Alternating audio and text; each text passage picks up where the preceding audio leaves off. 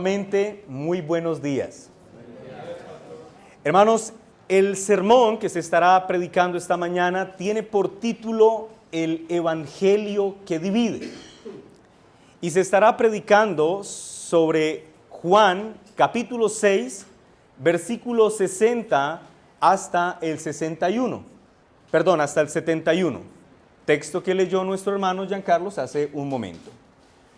El Evangelio que divide, Juan 6, 60 al 71. ¿Estamos todos allí, hermanos? Bueno, antes de ir a considerar lo que dice el texto que vamos a estar considerando esta mañana, quiero que hagamos un breve recuento de en dónde estamos contextualmente ubicados para entender lo que el texto comunica. Recuerden que en nuestro último sermón de Juan, nosotros vimos que Jesús ha hecho una declaración asombrosa ante la multitud que lo está siguiendo. Jesús le ha dicho a la multitud: yo soy el pan de vida.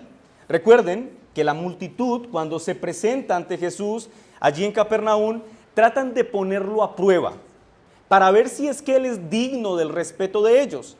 ¿Y cuál es la prueba que ellos le ponen a Jesús? Bueno, si tú quieres nuestro respeto, tienes que hacer un milagro más grande que el que hizo Moisés en el desierto, Éxodo 16. Si tú haces un milagro más grande que el hecho de que caiga maná del cielo para alimentarnos, entonces demostrarás que eres mayor que Moisés y por lo tanto eres digno de nuestro respeto. Pero ¿cuál es la respuesta que Jesús da al intento fallido de prueba de estos hombres? Él les dice: no hay ni comparación. No pueden ustedes poner a Moisés en el mismo reglón que se me pone a mí, porque yo soy superior a Moisés. Luego afirma: ¿y por qué soy superior? Porque el maná que descendió en el desierto no era más que un tipo, ¿recuerdan? Los tipos que apuntaban hacia el antitipo, el pleno cumplimiento de aquello que se anunció con el maná, soy yo. Así que les dice: ¿ustedes quieren ver un milagro más grande? Véanme a mí. Versículo 35, Juan 6, 35, Él les dice: yo soy, ¿qué dice el texto? El pan de vida. Y agrega: el que a mí viene nunca tendrá hambre, y el que en mí cree no tendrá sed jamás. Ahora, la declaración es asombrosa y, por cierto, ciertísima. Pero ¿qué hace la multitud después de escuchar a Jesús decir: mira, lo que ustedes han estado buscando, lo que ustedes han estado esperando, ahora lo tienen frente a sus ojos? ¿Qué hace la multitud? ¿Se rinde ante la grandeza de Jesús? ¿Reconoce su señorío y se entrega en devoción a Él?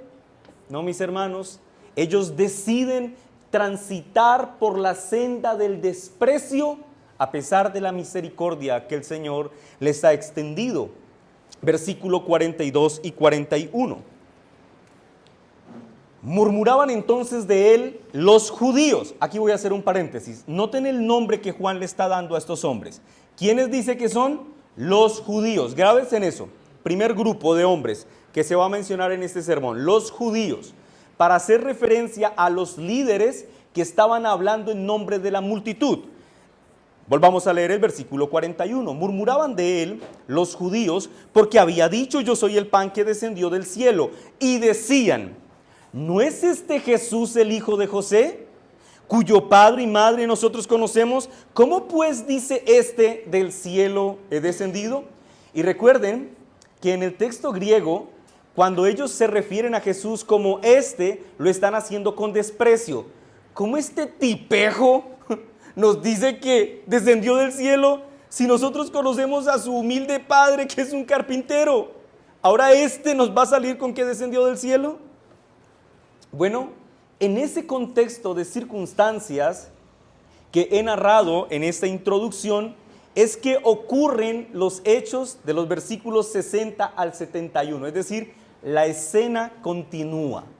Jesús los confronta por su hipocresía, pero a la multitud liderada por los judíos, pero a partir del versículo 60 y hasta el 71, vamos a ver cómo en esta escena se nos presentará el cumplimiento del tiempo en el que Jesús probaría el corazón de sus seguidores más cercanos.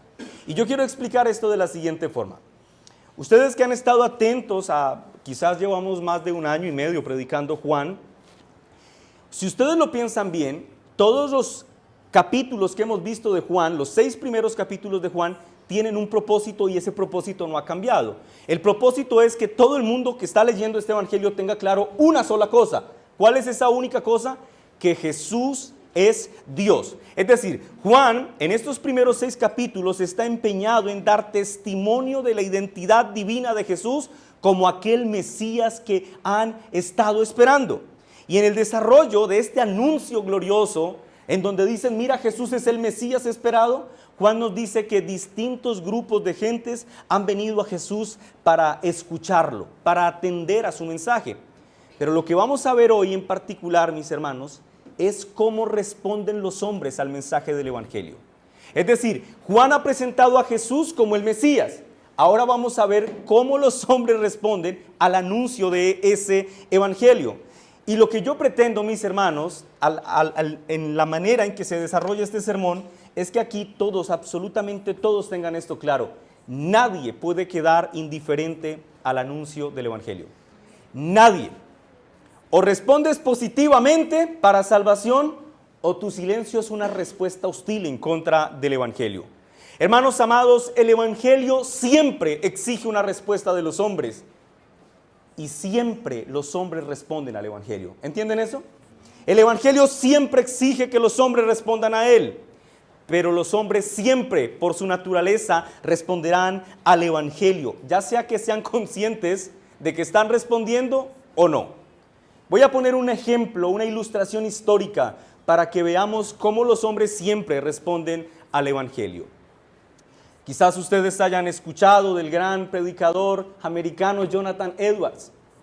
Una noche del año de 1741, Edwards predicaría el sermón que se ha hecho más popular de sus grandes sermones: pecadores en las manos de un Dios airado.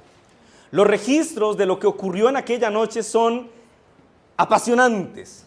Dicen mucho de lo que estaba ocurriendo allí. Algunos dicen que mientras Edwards avanzaba en aquel solemne sermón en donde confronta el pecado de los hombres y los llama vehementemente al arrepentimiento, dice que algunos hombres gritaron de dolor, otros no podían contener el llanto y no pararon de llorar mientras escuchaban a Edwards.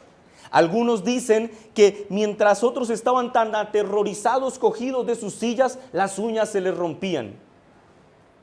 Pero por más emotiva que parezca la escena que narro, y que fue cierta, en aquel lugar hubo algunos que después de escuchar el anuncio del evangelio, decidieron voluntariamente no creer. Se resistieron al mensaje del arrepentimiento que Edwards estaba predicando.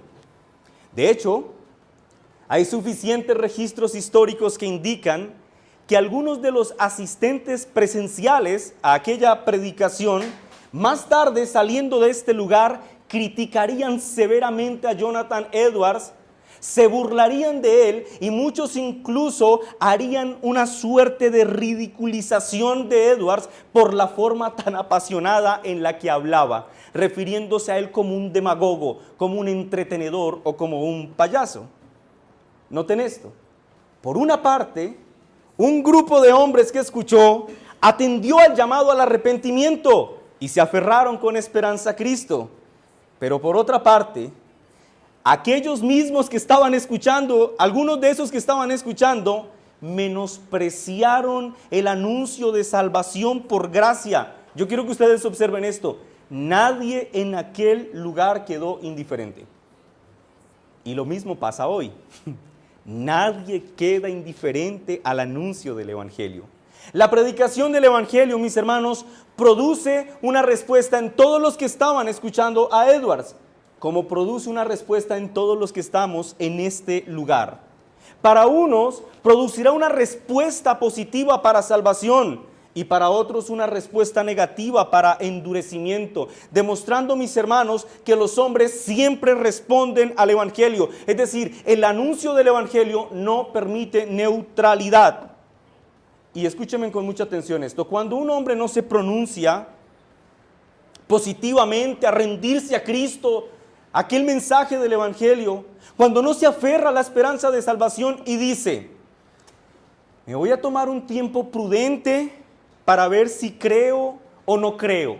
Me voy a tomar un tiempito prudente para ver si tomo la decisión de seguir a Cristo o no, porque es que con las cosas de Dios no se puede jugar.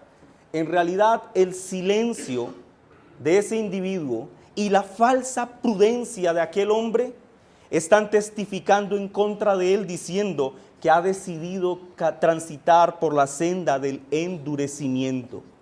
Y aquí permítanme, hermanos, de forma muy anticipada decir lo siguiente: si tú estás en este lugar sin Cristo, escucha muy bien esto, hoy vas a escuchar una vez más el anuncio del Evangelio, y yo te suplico en el nombre de Jesús que no rechaces la gracia que vas a escuchar en esta mañana.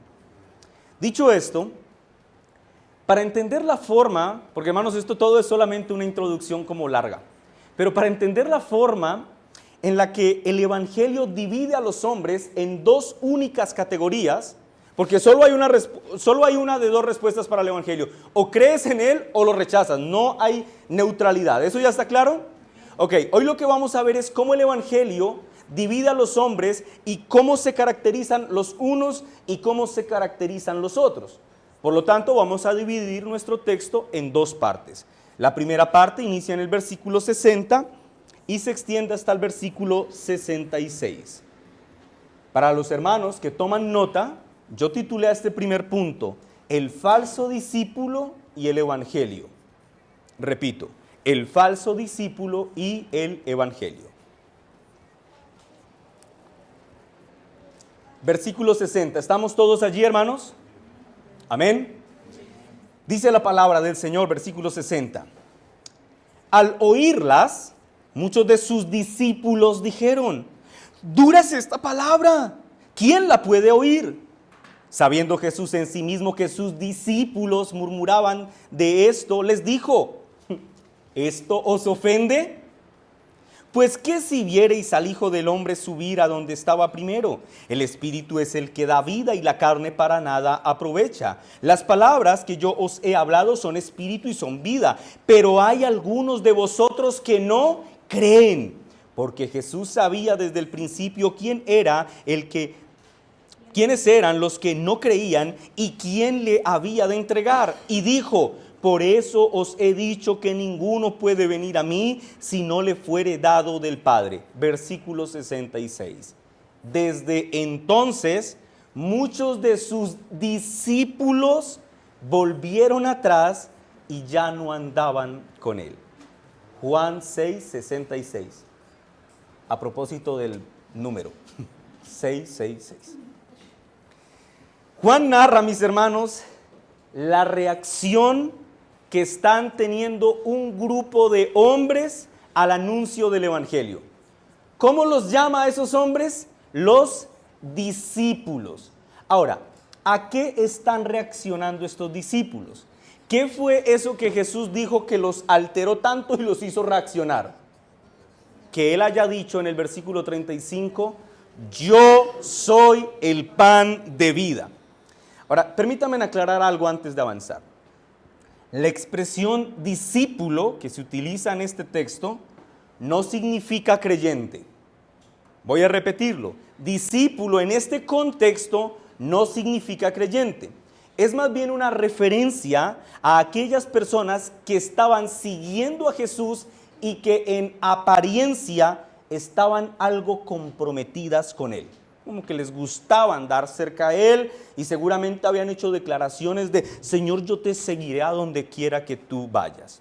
Ahora, aclarado esto, Juan nos dice que a estos discípulos no les gustó ni 5 lo que acababan de escuchar. No les gustó para nada el sermón del pan de vida. Así que Jesús, sabiendo que están muy disgustados, va a cuestionarlos. Pero antes de que los cuestionen, noten lo que ellos dicen: dura es esta palabra, ¿quién la puede oír? Ahora, yo quiero que observen esto, hermanos. Ellos no están diciendo: ay, Señor, qué sermón tan complicado el que acabas de predicar. Vieras, yo presté atención de principio a fin, pero lamentablemente al final no entendí nada. Y por eso el sermón no fue de provecho para mí. eso no es lo que está pasando aquí. Ellos sí que entendieron el mensaje que Jesús estaba predicando. Lo que están declarando con la expresión dura son estas palabras, más bien es que ellos, aunque entendieron lo que Jesús estaba diciendo, ellos no están dispuestos a aceptarlo. Jesús ha dicho, yo soy el pan de vida. Bueno, ellos le están diciendo, mira, hasta ahí íbamos bien. Pero ya ese detallito no nos gustó mucho. Al escuchar que Jesús ha dicho que Él es el pan de vida y que naturalmente es mayor que Moisés, estos hombres ahora se sienten ofendidos y están disgustados en contra de su benefactor. Y la razón del disgusto no es porque las palabras de Jesús fueran engañosas, es por la dureza de su corazón. William Barclay, comentando sobre este asunto con mucha pertinencia, dijo las siguientes palabras. Escuchemos con atención. Esta es una verdad que se repite en todas las épocas. Lo que frena a la gente para no aceptar el cristianismo no es la dificultad intelectual del mensaje, sino las altas exigencias morales de Cristo. Dice Barclay, sí que es verdad que la religión tiene en parte misterio, pero la mayoría de rechazos vienen no porque la gente no pueda entender con su intelecto lo que es Cristo y el Evangelio, sino porque Cristo los desafía y condena su estilo pecaminoso de vida. Por eso la gente aborrece el Evangelio, no porque no lo puedan entender, sino porque el Evangelio le dice, tú eres un pecador que debe arrepentirse y sujetarse a la autoridad de Cristo. Y si tú no te sujetas a la autoridad de Cristo y te arrepientes de tus pecados, entonces perecerás eternamente en el infierno. Eso es lo que hace que muchos respondan negativamente al anuncio del Evangelio. Luego Juan en el versículo 61, como es costumbre en sus escritos, quiere agregar una nota que nos recuerda que Jesús es Dios. Versículo 61. Sabiendo Jesús en sí mismo que sus discípulos murmuraban, les dijo esto. ¿Esto os ofende? Noten, Jesús sabe que sus discípulos son unos hipócritas, pero Él lo sabe no porque Él esté observando su conducta. Yo veo que este se está portando como extraño, yo creo que es un hipócrita. No, tampoco es porque alguien le haya venido con el cuento. Jesús sabe en sí mismo que sus discípulos son unos hipócritas, estos hombres a quienes llama discípulos, ¿por qué? Porque Él es Dios. Y Juan en sus escritos quiere que nosotros tengamos esto en nuestra mente fresco todo el tiempo, que de quien estamos hablando, mis hermanos, es de el Dios encarnado, Jesús. Ahora, la pregunta que Jesús hace a sus discípulos es muy fuerte. Él les dice, ¿están ofendidos por lo que acaban de escuchar? Es como si les dijeran, el anuncio del Evangelio en el que se hace un ofrecimiento de salvación por gracia y en el que se demanda fe en el unigénito, en el pan de vida, ¿los escandaliza? ¿Les ofende saber que la salvación no es por méritos propios, sino por fe en aquel que descendió del cielo? ¿Esto les parece tan escandaloso? Noten esto, hermanos, la pureza, escuchen, la pureza del sermón que Jesús acaba de predicar los ha incomodado en gran manera. No porque el mensaje sea doctrinalmente incorrecto, de hecho todo lo contrario. La firmeza y la pureza doctrinal del mensaje de Cristo incomodó a estos hombres por la dureza de su corazón.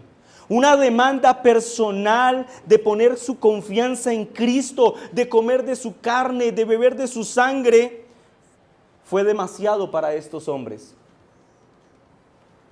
Con esta pregunta, ¿les parece muy difícil creer lo que les estoy diciendo? Con esta pregunta, el Señor está dejando al descubierto que la fe de estos hombres era una fe superficial, temporal y sobre todo hipócrita. Estos falsos discípulos simplemente eran buscadores de milagros, eran movidos por la novedad, por la popularidad de Jesús. ¿Se sentían atraídos a Cristo? Sí, pero meramente por asuntos superficiales. Y esto lo sabemos porque cuando Jesús les exige que crean en Él, estos hombres dan un paso al costado, se niegan a creer en Él y deciden abandonarlo. Pero como un acto adicional de la misericordia que el Señor tiene para con el incrédulo, les dice: el Espíritu es el que da vida, y la carne para nada aprovecha. Las palabras que yo os hablo son espíritu y son vida. Noten la misericordia extendida del Señor, porque recuerden que Él había estado sanando enfermos el día anterior, que había alimentado a una multitud y ahora los ha confrontado con su pecado, y estos hombres resuelven obstinarse en contra de Él. Pero nuevamente el Señor extiende su misericordia y les dice: ¿por qué siguen pensando como carnales? Esto en nada los beneficia. En lugar de pensar como incrédulos carnales, deberían confiar en mis palabras, porque mis palabras son espíritu y vida. Afirmando de esta manera, mis hermanos, que el anuncio del Evangelio que estos hombres acababan de escuchar no es un anuncio ordinario. El anuncio del Evangelio, mis hermanos, no es un anuncio terrenal. No es un mensaje muerto, no es un mensaje metafórico, entre otras cosas, no es un mensaje divertido y que tenga como propósito entretener a nadie. Es un mensaje lleno de vida.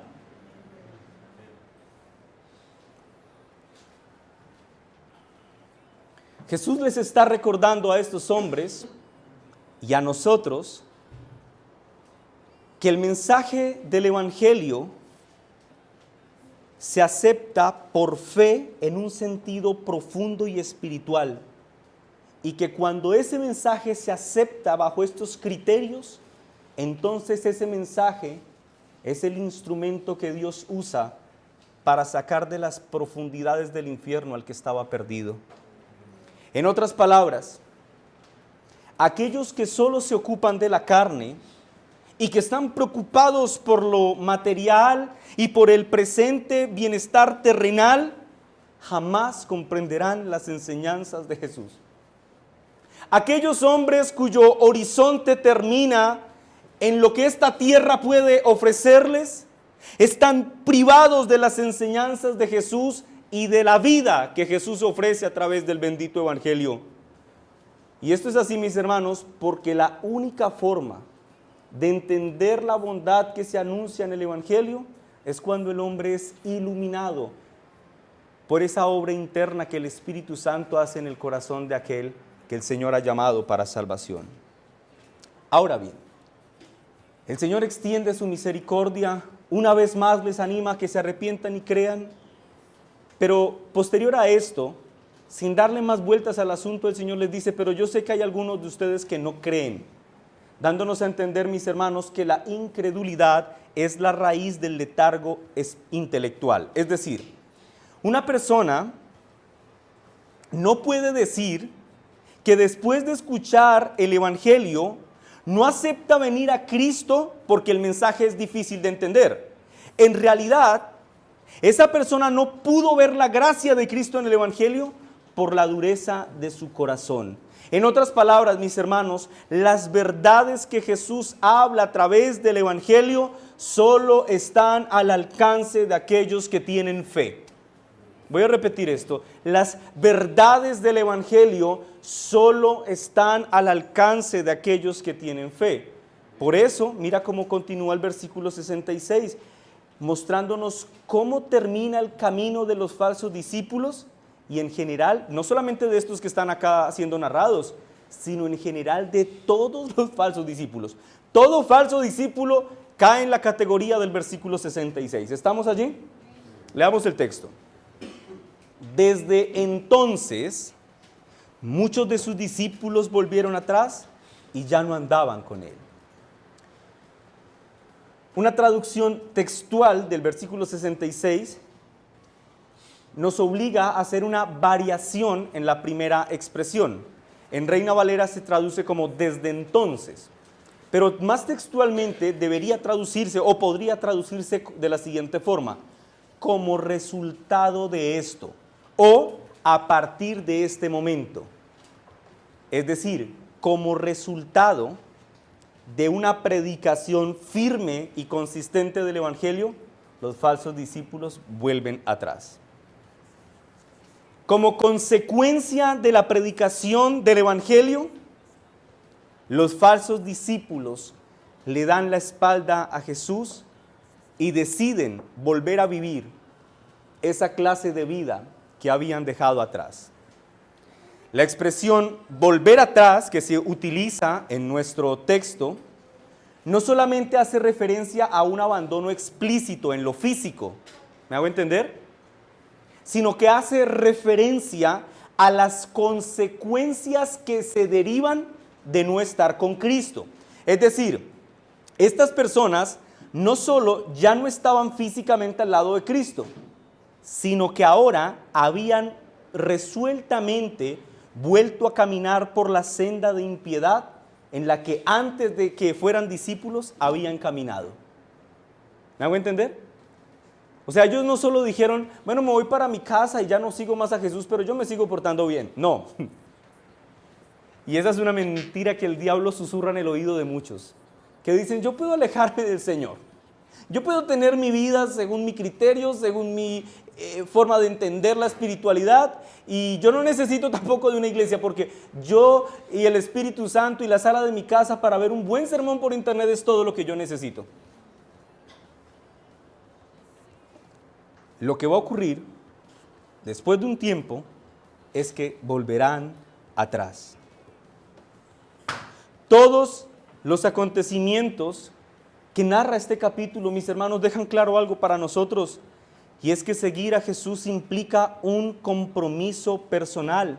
Sin embargo, este compromiso personal por la fe en Jesús que se anuncia en este capítulo no es algo que encaje con las expectativas de esta multitud. Ellos sí querían a Jesús, pero querían a un Jesús que encajara con sus sueños, con sus metas, con su lista de deseos. Pero contrario a eso, se encontraron con un Jesús que los invitaba a creer en Él y a morir a sí mismos, a comer de su carne y a beber de su sangre y a entrar en la vida eterna que Él proclamaba. Y esto fue mucho para estos hombres carnales. Así que su decisión fue rechazarlo y apartarse de Él. Un buen resumen de la actitud de los falsos discípulos que están descritos en este texto es que ellos jamás recibirán de Jesús lo que quieren y nunca tendrán de Jesús lo que Él sí da. ¿Me hago entender? Ellos querían bienestar terrenal y eso ciertamente nunca lo tendrán, porque el corazón del hombre es, por definición, lleno de insatisfacción. Así que el bienestar terrenal que procuraban nunca lo van a tener. Pero lo que Cristo ofrecía, la vida eterna, por medio de la fe, es algo de lo que se están privando por la dureza de su corazón. Como bien lo dijo Barclay, que citamos hace un momento, esta es una verdad que se repite en todas las épocas. Muchos dicen, yo quiero tener mi parte con Cristo, yo deseo estar con Él, pero bajo mis propios términos. Algunos dicen, y esto como pastor yo lo he escuchado, mira, yo quiero que se me predique la palabra de Dios, yo quiero escuchar la predicación de las Escrituras, pero no quiero que trates con mi pecado. Yo quiero congregarme, quiero asistir a la iglesia y disfrutar la comunión cristiana y poder escuchar la predicación de las Sagradas Escrituras, pero quiero que se me entretenga con un bonito show que alimente mis emociones y mis sentimientos estén así efervesciendo. Y otro más piadoso dirá, yo quiero sermones bíblicamente estructurados, pero no quiero tener ningún compromiso bíblico con Cristo y con su iglesia por la cual Él vino a morir. Repito, como dice Barclay, esta es una verdad que se repite en todas las épocas. Es así como el falso discípulo suele responder al anuncio del Evangelio, filtrando la verdad del Evangelio a través de sus gustos y a través de sus intereses. En aquellas partes en donde el Evangelio coincida con lo que a ellos les gustan, los falsos discípulos, ¿qué dirán? Amén. Pero en donde el Evangelio no coincida con sus expectativas, no alimente sus emociones, ni nutra sus sueños materialistas, entonces el falso discípulo dirá, bueno, yo sí quiero la fe cristiana, pero tampoco podemos exagerar. No podemos ser tan religiosos ni tan fanáticos. ¿Y saben cómo terminan al final? Afirmando, ya sea de forma explícita o no, terminarán diciendo, en mi vida mando yo. Dichas expresiones y otras parecidas, lo que demuestran, mis hermanos, es que los falsos discípulos de forma voluntaria deciden negarse a someterse a Cristo. Deciden voluntariamente negarse a comprometerse delante de Cristo con la doble demanda que Cristo hace a quienes le siguen. ¿Cuál es el compromiso doble del Evangelio que se exige a los hombres? Un compromiso personal con Cristo para reconocerle como su Señor y Salvador. Y 2, un compromiso en contra del pecado a mortificarlo diariamente. Y a eso es a lo que los hombres que endurecen sus corazones se niegan a hacer. Ahora, hemos terminado este primer punto, el falso discípulo y el Evangelio. Ahora vamos a ver el segundo punto, versículos 67 al 71. Yo lo titulé, el verdadero discípulo y el Evangelio. ¿Estamos allí, hermanos? 67. Leamos la palabra del Señor. Dice así, dijo entonces Jesús, ¿a quiénes? A los 12. ¿Notaron el cambio de ritmo? Primero nos habló de unos judíos, luego nos habló de unos discípulos y ahora nos va a hablar de un grupo más reducido. ¿Quiénes son? Los 12. Y les pregunta, versículo 67, ¿queréis acaso iros también vosotros? Le respondió Simón Pedro, Señor, escuchen, esto es hermoso, ¿a quién iremos? Tú tienes palabras de vida eterna y nosotros hemos creído y conocemos que tú eres el Cristo, el Hijo del Dios viviente. Jesús le respondió, ¿no os he escogido yo a vosotros los 12 y uno de vosotros es diablo? Hablaba de Judas Iscariote, hijo de Simón, porque este era el que le iba a entregar y era uno de los 12. Después de confrontar a los falsos discípulos y dejar al descubierto su hipocresía, ahora llegó el turno de sus discípulos más cercanos, los 12. Estos 12, mis hermanos, son los apóstoles del Señor Jesucristo. O sea, noten que aquí ya sí va a ser una referencia a creyentes y lo vamos a ver por la reacción de ellos al anuncio del Evangelio. El Señor les dice, mira, la multitud se escandalizó. ¿Y ustedes qué van a hacer? Les pregunta lo siguiente, ¿queréis acaso iros también vosotros? El Señor primero prueba al círculo más amplio de seguidores, los discípulos, y deja en evidencia que son hipócritas.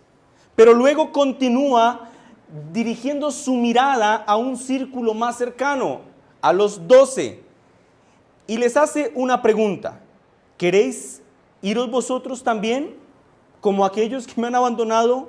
¿Esto ustedes también lo harán? El Señor, en otras palabras, mis hermanos, con su pregunta, está proveyéndoles una ocasión a los discípulos para probarse a sí mismos y también les está dando una oportunidad para confesar el calibre de su fe en Cristo. De hecho, la pregunta en el original, que para nosotros en español se traduce, ¿queréis acaso iros también vosotros? La pregunta en el original sugiere que lo que se espera es una respuesta negativa, algo así como una pregunta retórica. O sea, como que la respuesta era obvia. Ellos tenían que responder, no, Señor, nosotros jamás nos iríamos de tu lado. Cambiemos la pregunta a una perspectiva positiva para que podamos entender este punto. Es como si el Señor les dijera lo siguiente.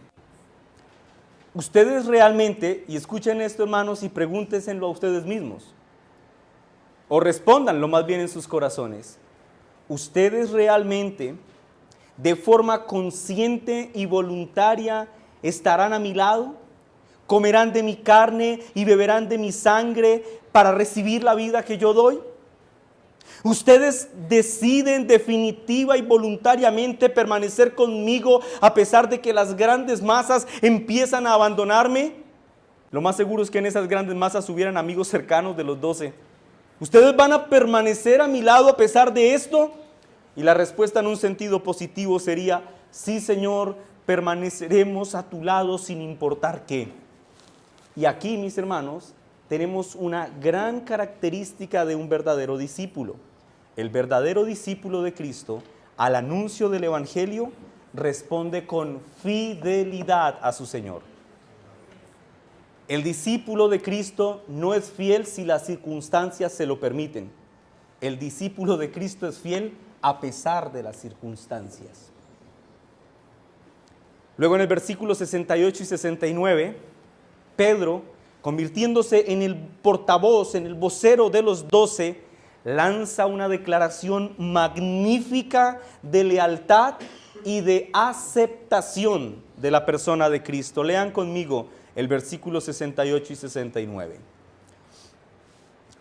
Le respondió Simón Pedro, noten esta expresión, Señor. Luego le dice, ¿a quién iremos? Tú tienes palabras de vida eterna, y nosotros hemos creído y conocemos que tú eres el Cristo, el Hijo del Dios viviente. Pedro aquí va a hablar en nombre de los 12, pero debemos tener en cuenta que Judas hace parte de los hipócritas. De hecho, el texto más adelante nos dejará saber que Jesús sabía que Judas era el traidor. Dicho esto, Pedro afirma una cosa y pregunta otra para responder a la pregunta de Jesús. El Señor les dice, ¿quieren irse? Y Pedro hace una afirmación. Lo primero que Pedro le dice al Señor es, Señor. Y esto, mis hermanos, no puede leerse como una actitud de respeto. Por ejemplo, si yo voy a acercarme a hablar con mi papá y él me dice algo, yo le respondo, sí, Señor. Eso es respeto.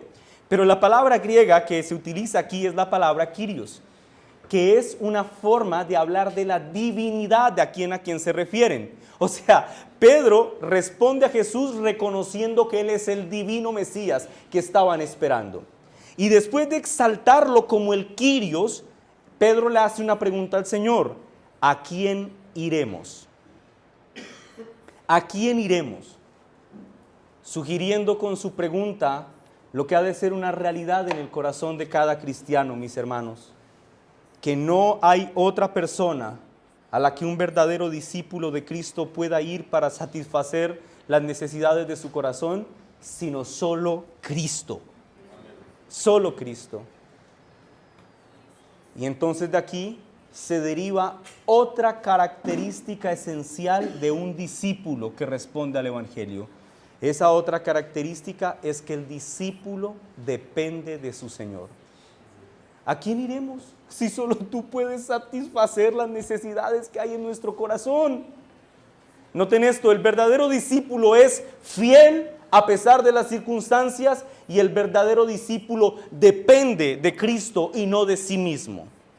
Para el verdadero discípulo, mis hermanos, no existe otra fuente alterna para su satisfacción aparte de Cristo. Para el verdadero discípulo de Cristo, su vida no tiene sentido por su trabajo, por su empresa, por una relación sentimental, por la estabilidad económica o por una salud floreciente. La única fuente de la que el cristiano bebe para satisfacer las necesidades de su alma tiene nombre propio y ese nombre es Jesucristo. Y Pedro agrega, tú, Señor eterno, tú Mesías, tú tienes palabras de vida eterna.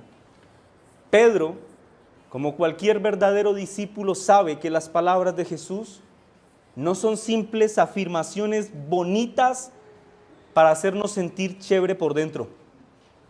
Pedro sabe que las afirmaciones de Jesús son vitales, dinámicas y llenas de su espíritu y por lo tanto de vida. En otras palabras, mis hermanos, el verdadero discípulo de Cristo sabe que las palabras que Cristo dice son la herramienta que Él usa para impartir salvación a su pueblo y que por lo tanto la palabra de Cristo funge como la autoridad para la vida de la iglesia. Nosotros no nos sometemos a Cristo y algo más. Nos sometemos a Cristo plenamente, porque no hay con quien se pueda equiparar a Cristo.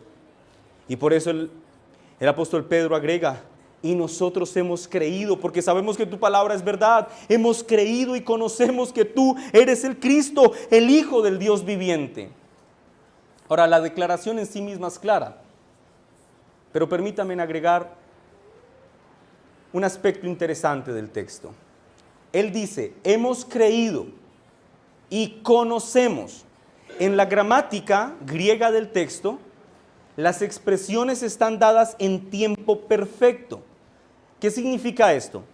Que hubo un momento en el que ellos creyeron y hubo un momento en el que conocieron, pero a partir de ese momento siguen creyendo y siguen conociendo.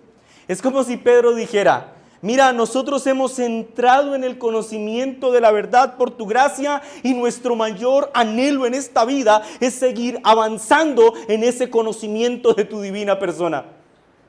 Y eso sí que es característico del discípulo de Cristo. No llega a un punto en donde dice: ay, ya conocí tanto que no deseo conocer más. Entre más conoce, más profundo quiere cavar, porque más se enamora de su Señor y de la bondad de su Señor. Hermanos, Pedro afirma que el verdadero discípulo de Cristo debe caracterizarse por creer y por seguir creyendo en Cristo.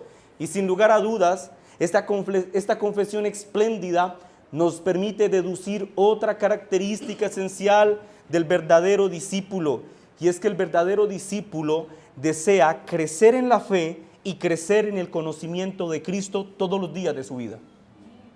Todos los días de su vida. Ahora, mis hermanos, estas dos cosas no pueden nunca ir separadas: fe y conocimiento. Si separan la fe del conocimiento, han creído mal. Porque no se puede tener fe en quien no se conoce, como no se puede amar a quien no se conoce. El verdadero discípulo anhela crecer todos los días en el conocimiento de la verdad. Mis hermanos, y eso traducido a nosotros es estudio de la palabra del Señor. Conocer a profundidad las Sagradas Escrituras, porque un entendimiento correcto de las Sagradas Escrituras es lo que Dios utilizará como el medio para que nuestra fe en el Señor aumente. Y finalmente, como un comentario final de esta sección, Juan, el escritor del Evangelio, en el versículo 70 y 71, agrega que Jesús no se dejó llevar por el entusiasmo de Pedro, porque recuerden, Él es Dios y Él conoce el corazón de todos los hombres, y sabía que uno de esos 12 le iba a abandonar, como habían hecho los discípulos de la escena anterior, y de hecho se refiere a ese que le abandonaría posteriormente como que es un diablo. ¿Saben lo que eso significa? Que ese hombre tenía el espíritu de Satanás, por lo tanto que ese hombre era un opositor al reino de Cristo. Ese hombre era un opositor al avance de su reino, y tan diabólica era su oposición que él se quedó callado mientras los otros huyeron, para hacer un daño posterior más adelante. En conclusión, Jesús, a lo largo de toda esta hermosa exposición que ha dado en torno al pan de vida, Él ha declarado que Él es el don que el Dios Padre ha dado para salvar al mundo, y que los que quieran ser salvos deben apropiarse de su vida. Es decir, deben tener fe en Él, deben comer de su carne y beber de su sangre por medio de la fe. Sin embargo, como hemos visto en este sermón, muchos van a responder a este anuncio de gracia con incredulidad. Esa es la realidad. Podríamos decir, a la luz de todo lo que hemos dicho en este y en los otros sermones, que las Escrituras dividen a la raza humana en dos grupos: entre los que creen y entre los que no creen. Pero escúchenme en esto que es interesante. Aún en esa doble división, solo dos grupos, los creyentes y los incrédulos, en esa doble división hay una segmentación cuádruple. Es decir, dentro de esos dos grupos hay 4 grupos que los hemos visto en este sermón y en el sermón anterior. Por una parte, en el grupo de los incrédulos hay unos que Juan define aquí como los judíos o líderes religiosos, hombres que se caracterizaron por repudiar por completo el mensaje de Jesús, por despreciarlo, por ridiculizarlo y por acusarlo de blasfemo. ¿Lo recuerdan? Versículo 42. ¿Acaso este hombrecito dice que descendió del cielo? Una forma velada de decir es un blasfemo.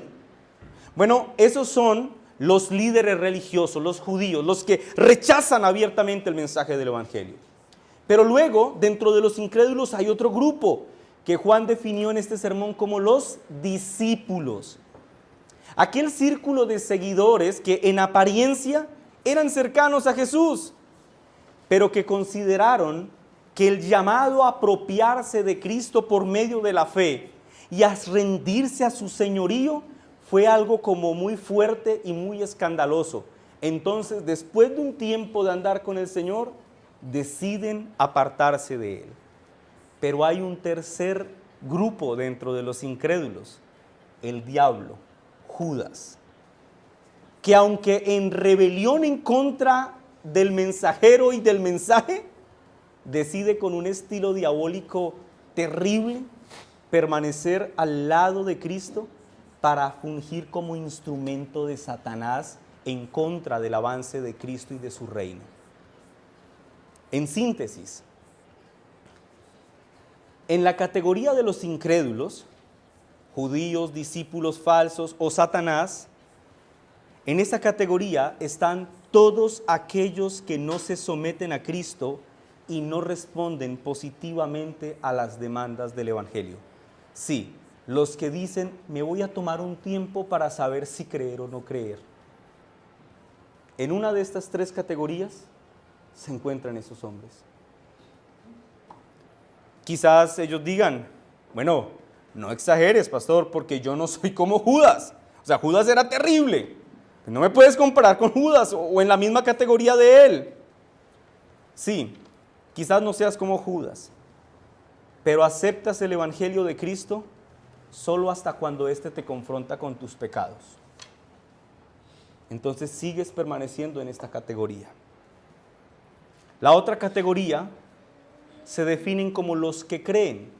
Y los que creen en este texto son los 12, a quienes Juan llama los 12. Es decir, estos hombres representan a un círculo más cercano a Jesús, quienes se comprometen personalmente con Cristo, quienes lo reconocen como el Santo Hijo de Dios, quienes están dispuestos a creer y a someterse a su señorío todos los días de su vida, sin importar cuán duras sean las circunstancias externas. Ese es un discípulo. Yo quiero que ustedes noten esto, hermanos. Hay dos categorías, la primera tiene 3 divisiones y la segunda tiene una división. ¿Hay algún punto intermedio entre la primera y la segunda? No. No hay puntos intermedios, mis hermanos.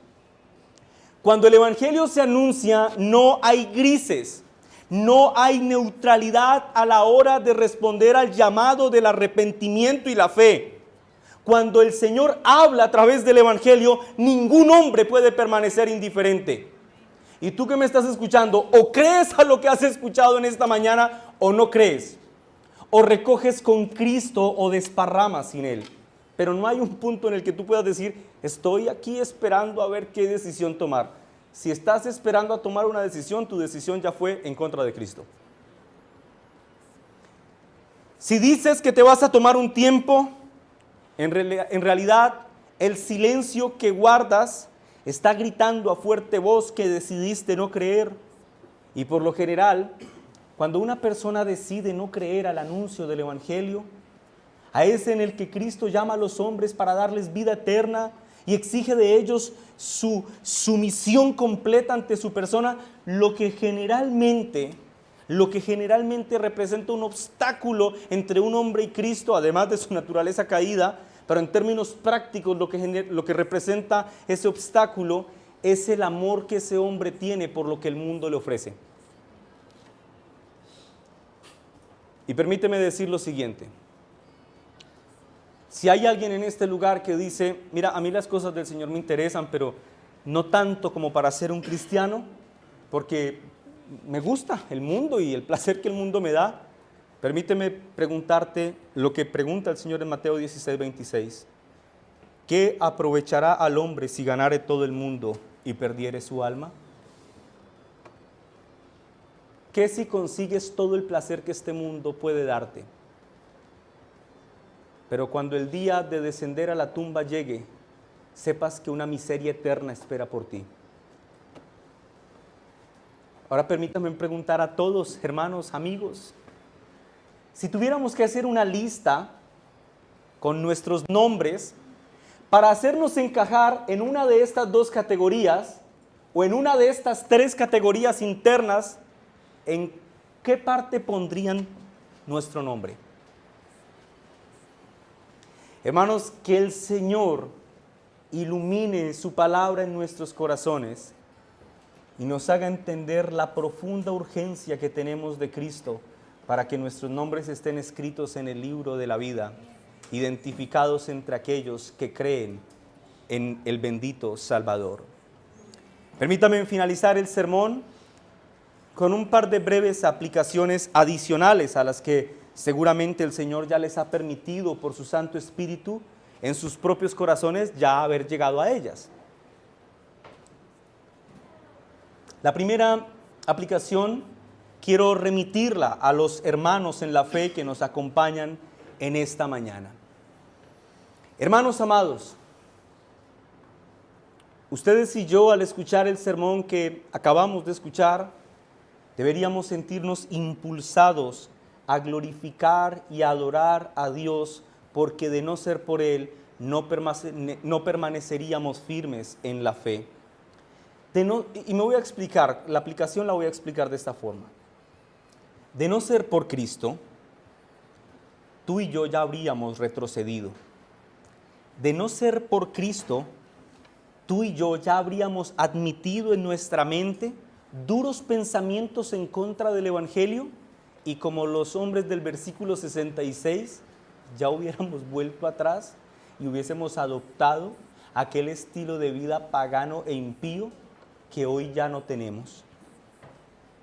Pero escúchame esto, hermano, si tú estás aferrado a Cristo y hoy le reconoces como Señor y Salvador y te estás sometiendo de forma voluntaria y consciente a los lineamientos de su palabra, y has sido por su misericordia bendecido con el regalo de la vida eterna, no es porque tú seas mejor que nadie, es por la misericordia de Cristo. Por lo tanto, hermano, a la luz de estas palabras, consagra tu vida en adoración a Cristo. Esfuérzate por ser un cristiano obediente a la palabra del Señor. Varones, hermanos, esfuércense por ser buenos padres, por ser buenos esposos. Hermanas, conformen sus vidas a la palabra del Señor, porque de no ser por la sangre que se derramó en el Calvario, ustedes ya habrían abrazado una vida de completa impiedad. Aférrense a Cristo, adórenlo por su grandeza y por su misericordia. En segundo lugar, quiero tomarme este tiempo para hablar a aquellos hermanos en la fe que probablemente por las circunstancias de la vida se sientan debilitados en la fe. Aquellos hermanos que se sienten agotados por las circunstancias. Hermano, ¿estás cansado y sientes que estás a punto de tirar la toalla? Bueno te sería recordar la pregunta hecha por el Señor en este texto, pero permíteme parafrasearla para ti. Cristiano, ¿te alejarás? ¿Abandonarás a tu Redentor? ¿Le darás la espalda a aquel que con amor eterno te ha amado? ¿Piensas que el mundo puede ofrecerte algo mejor que lo que Cristo te ofrece? Escúchame con atención. Todo placer terrenal es banal, temporal, pasará. Y ningún placer que este mundo pueda ofrecerte se puede comparar siquiera de cerca con la bienaventuranza eterna de saberte unido a Cristo por la fe y perdonado por el Dios Padre. Así que, hermano, si quieres una buena motivación, un par de buenas razones para permanecer firme en la fe, aquí te doy dos. Una, considera la bienaventuranza eterna que espera por ti. Y dos,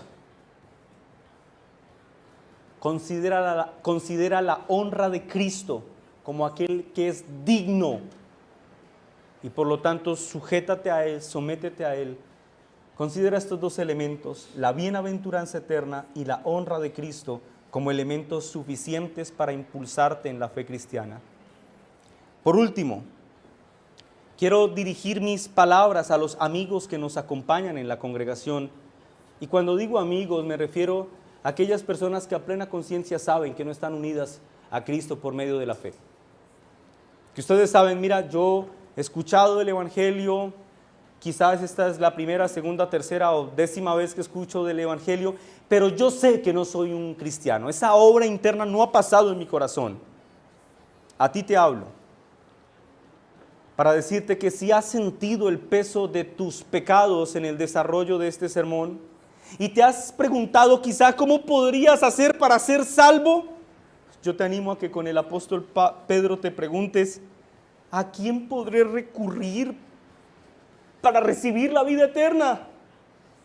Y con él respondas que solo a Cristo debes ir para recibir salvación y perdón de tus pecados. Amigo querido, ven a Cristo y gana por dos. Ven a Cristo y gana en primer lugar la única dicha firme, permanente, verdadera y duradera que podrás tener en esta tierra. Pero dije que ganabas por dos. Ven a Cristo y obtendrás la dicha de la bienaventuranza eterna, sabiendo que vivirás con Él por siempre y para siempre y que nadie podrá arrebatarte de su mano. Demos gracias al Señor.